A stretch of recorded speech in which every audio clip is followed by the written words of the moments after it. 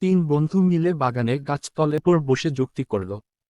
শোন, আমাদের হাতে তো টাকা পয়সা নাই, আমরা এখন কি করি? এক বন্ধু উঠে বলল, টাকা রোজগার করা কোন ব্যাপার নাকি? বাকি দুই বন্ধু বলল, কিভাবে টাকা রোজগার করব? তখন সে চালাক বন্ধু বলল, তোরে আমি কিছু জাল টাকা দিব। তুই টাকা নিয়ে মোটরসাইকেল চালিয়ে রাস্তা দিয়ে যাবি।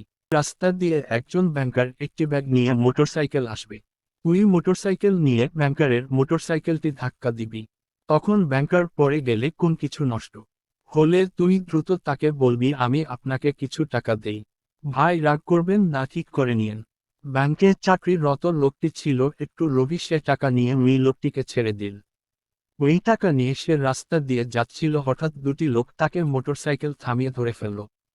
তারা দুইজন পুলিশের সার্জেন্ট হিসেবে পরিচয় দিল এবং বলল, তোমার কাছে অবৈধ জিনিস আছে, আমরা তোমাকে সার্চ করিতে চাই। তখন সেই ব্যক্তি বলল, আমি ব্যাংকে চাকরি করি, আমার কাছে কোন অবৈধ জিনিস নাই। তখন তারা তাকে সার্চ করে অবৈধ টাকা পেল।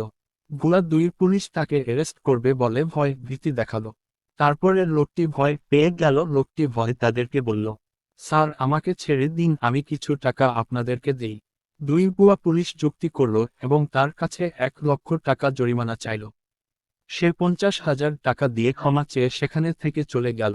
বন্ধুরা, আমরা এই গল্প থেকে শিখলাম, অতি লোভে তাতি নষ্ট।